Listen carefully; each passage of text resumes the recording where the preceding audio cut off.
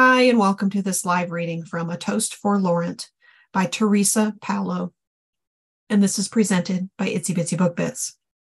Chapter 1, Laurent. Leaning in my chair, I tossed my cell phone onto my desk and let out a huff. It had been 2 weeks since my parents relinquished all responsibilities of the family vineyard to me and my 6 siblings and hopped on a plane to Europe. I'd been president of sales for Vine Valley Vineyards for the last decade, but it still aggravated the shit out of me when I called Dad to ask a simple question and he told me I could figure it out. Dad had been running things with Grandpa for 40 years, and I didn't want to mess with something that wasn't broken. I didn't want to mess with Grandpa's legacy. A tinge of sadness zipped through me at the thought of the man who had been my best friend until the day he died. Grandpa had come to this small town in the Poconos of Pennsylvania with a single grapevine and a dream. 50 years later, Vine Valley Vineyards was the highest-rated vineyard in the state. Thanks to me, we had distribution throughout the country. The vineyard was now worth millions. Grandpa's legacy would forever live on in every glass we served in the tasting room, every bottle we sold in a wine and spirit store, and every memory made on our patio. My phone lit up with another notification, letting me know I had more emails joining the pile of need to answer as soon as possible. I ran a hand through my hair, took a breath, and started replying one by one. In the midst of replying, my cell rang. Roan's name flashed on the screen. My youngest brother was set to be tending the bar in the tasting room in 20 minutes. Why did I feel like he was about to bail on me? "What's up, Roan?" "Hey, Laurent, problem." I reclined in my chair, waiting for whatever nonsense was about to come out of his mouth.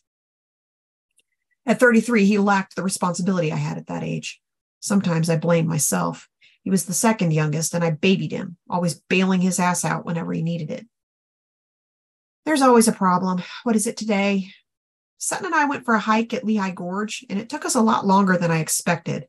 Sutton, his best friend and partner in crime since they were 13. "What are you telling me? You're not going to make your shift?" "I'll make it, but I'm going to be an hour late. Can you cover for me?" Considering Roan was the assistant winemaker and had only volunteered when our regular up and moved across the country, I couldn't be too mad at the jackass. "Fine, I'll cover, but don't you dare come in the tasting room with muddy boots." I brought a change of clothes with me, and Sutton said I can shower at her place, so I don't have to drive 10 minutes out of the way. "Thanks, Sutton," I said, knowing damn well I was on speaker. "You're welcome, Laurent. Be careful. Don't speed. I'll see you when you get here." I hung up, wondering if every phone call I got today was going to test my patience. I had enough of paperwork anyway, so I pushed up from my chair and headed downstairs to the tasting room. Nero, fourth in line in the Grasso sibling tree, worked his magic behind the main bar in the middle of the tasting room, flashing his playboy smile to every woman within a 10-foot radius. He could sell a case to the biggest critic. "You working or flirting?" I asked as I joined him behind the bar. "What the fuck are you doing down from your golden tower? Come to tell me how to run my tasting room?" He was baiting me. One of Nero's favorite pastimes, even though he knew damn well if we came to blows, I'd kick his ass. I had 2 inches and 10 pounds on him. Roan called. "He's running late." His blue eyes darkened. "Why didn't the bastard call me? I'm his boss." "Probably because he knew you'd rip him a new one."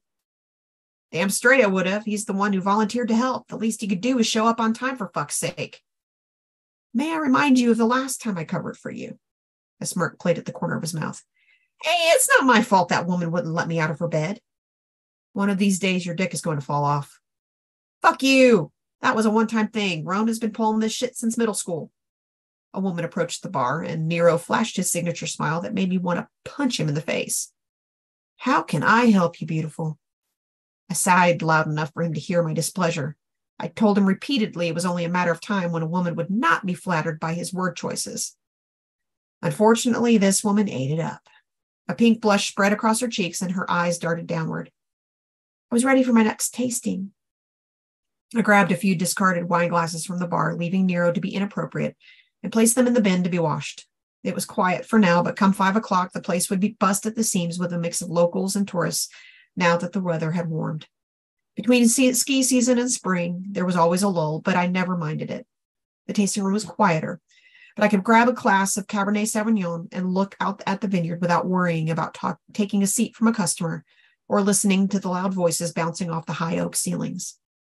The sound of high heels clicked across the Italian slate floor, and I glanced up, ready to greet the newcomer. Blonde hair bounced with each step. A white blouse was tucked into a black pencil skirt. My 3 sisters would be proud. And long, gorgeous legs peeked out. The black heels that caused the noise were sexy as hell, and I had to force my head up to make eye contact with the beautiful woman.